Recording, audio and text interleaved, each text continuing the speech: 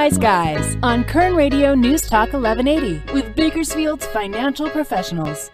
I need a dollar, dollar, dollar, that's what I need. Hey, hey, well I need a dollar, dollar, dollar, that's what I need. Hey, hey, said I need a dollar, dollar, dollar, that's what I need. And if I share with you my story, would you share your dollar with me?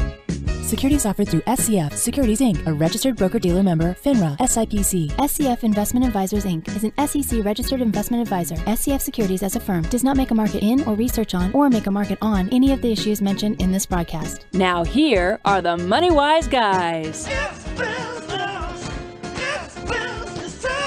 That's right, it's business time. It's getting down to Business Friday. We are the MoneyWise Guys in the padded radio room off Stockdale Highway. I'm Garrett Wellis, sitting here with Paul Anderson, as well as Chris Pelster and Sue Watson, owner of Business Initiatives. Today we make up your MoneyWise Brain Trust. We've got a great guest joining us here in a bit.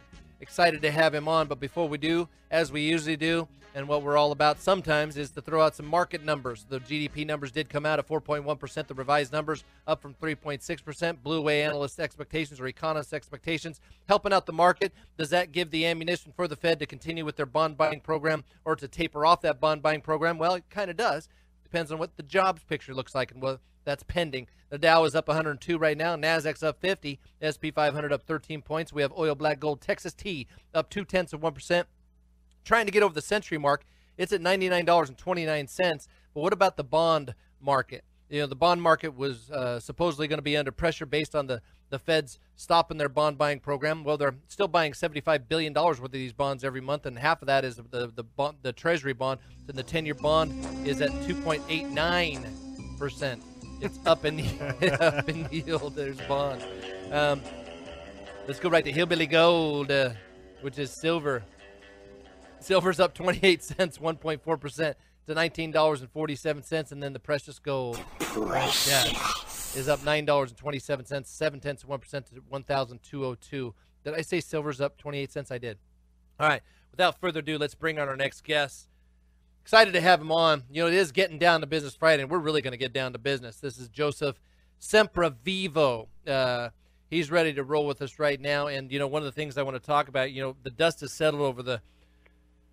You know, we're kind of in a new recovery phase. I wouldn't say we're in expansion phases, but, you know, it's settled over the Great Recession that we had. And, you know, as we move forward and get back to the pursuit of the American dream, 64% of Americans wish they could start a business, you know, and it's just some stats out there but they have no idea how to get started, or maybe they're just too scared. They're not willing to jump over the fence. And that's why we have the Getting Down to Business Friday show, like Shauna on, to encourage people. Hey, you know what? She did start a business 18 months ago. She did create a restaurant, which is a tough business to keep going and survive. She's done it. And this show today is all about inspiring people. Well, we got a great guest. Again, Joseph Semprevivo is joining us today. He's the author of Madness, Miracles, Millions, Accomplishing the American Dream Against All Odds, and he's also the CEO founder of Joseph's Lite Cookies. Excited to have you on, Joseph. How you doing, brother?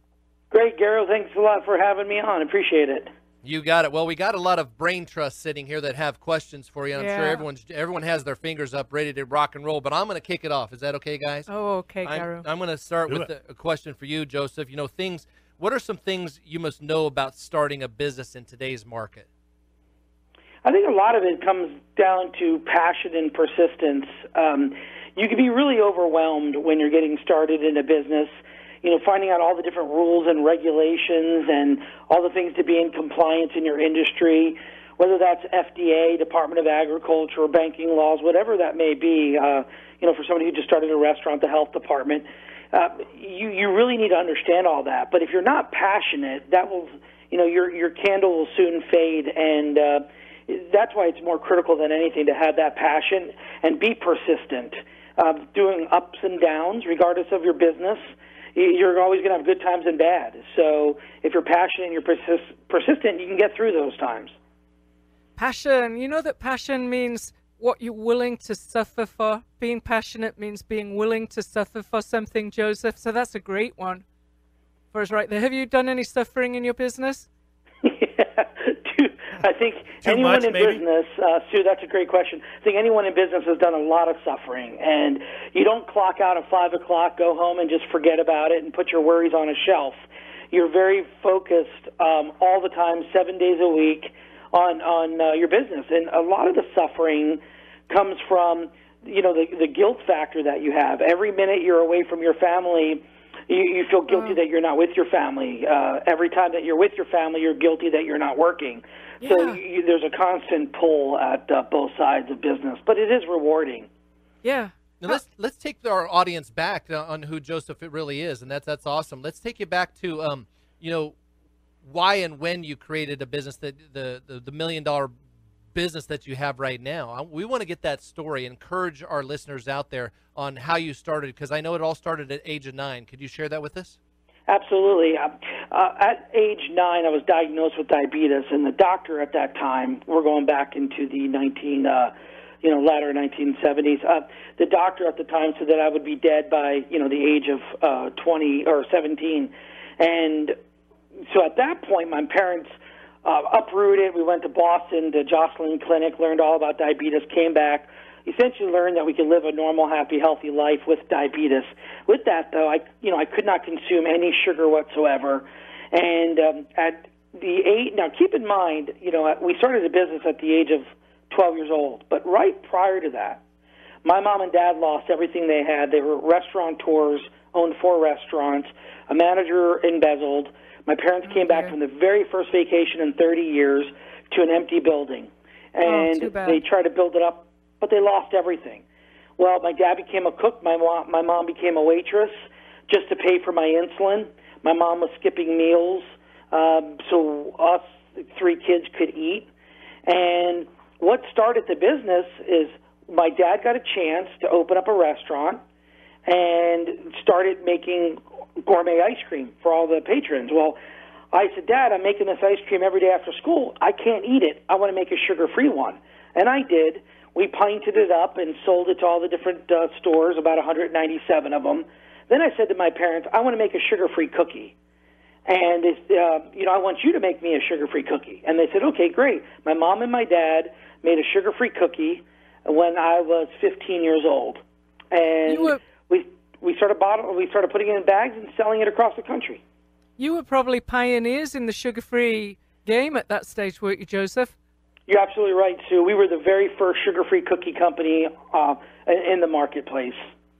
Wow. That's cool. One of the places you launched was QVC. I know my wife likes to tune into QVC every once in a while, unfortunately, but fortunately for people like you, it paid off, did it not? Was QVC one of your first big clients?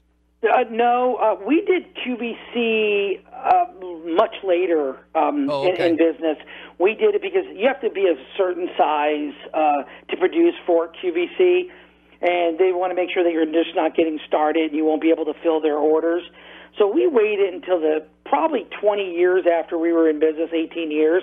We got selected to go on QVC. So we did that for about 5 years, and then I decided not to pursue going on air any longer. So you took an issue, you took a problem, and created a multi-million-dollar business out of it. Absolutely. That's awesome. Tell us about the book, Joseph, Madness, Miracles, and Millions. That's written by you and your father? Yes, Sue. My dad decided, there's so many people across the globe that have great stories to tell, ones that could really help people during trying times, some that are uplifting, motivational, inspirational. And with ours, we're saying it's such a shame that we can't reach out to more people, especially during this economy, and say, hey, look, we've been through these horrible times. You may be going through marital problems. You may be going through relationship issues, family issues, maybe downsized. But this book applies to you. It's about our struggles that we've experienced from day one with the near loss of my mother and my father to good business times, horrible business times, and just how you have to get through it and stay positive. And I agree with you, and that's why we have the Getting Down to Business Friday show, is actually to inspire people, and that's why we have people like you on the show to inspire them. So I do recommend getting the Madness, Miracles, and Millions book, Joseph Semprevivo, as well as his dad, Larry. wrote the book together, and as they say, even on the back of the book, every family has a story to tell. Some are just more extraordinary than others. And if you need inspiration, which I think everybody does, I heard one guy tell me one time, I don't need to go to those motivational workshops. I don't need to be motivated. I'm self-motivated. But even then, it doesn't hurt for you to pick up a good inspirational book once in a while to put you over that fence. Yeah, you may be motivated, but you need ideas. You need to expand your thinking. So we talked about how did Joseph's Cookies start. It's a great story. We talk about how motivation of reading this book. How does the current economy look from your perspective as a business owner? Well, this may not sound really super fantastic, but that's okay. I get back to the basics. I know the Dow is rising, the NASDAQ. The biggest issue I have is unemployment with the economy. So is it better than it was 5 years ago? Yes, but the unemployment is what scares me because those numbers aren't counted.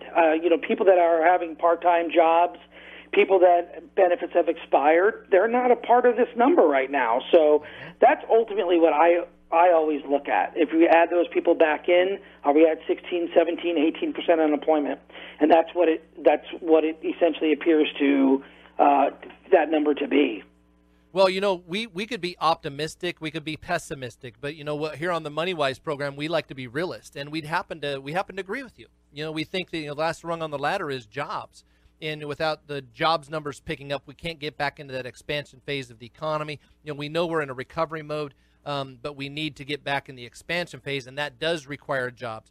By creating jobs, you might get the unemployment rate down, but we don't pay much attention to the unemployment rate anymore as a group in the office than we do with the jobs numbers, which we think are dismal. Like the Feds do. The Feds are targeting the unemployment rate more than just the job creation. We're the MoneyWise guys. We're talking to Joseph Semprevivo. He's the author of Madness, Miracles, Millions, accomplishing the American dream against all odds. He did. Him and his dad and family created Joseph's Lite cookies based on his diabetes. So it's an extraordinary story, but we're getting more out of him than just the business behind it. We do understand that you own a business. We want to understand, more about business and what you're seeing in it as well. All right, we're the MoneyWise guys. Going to be right back.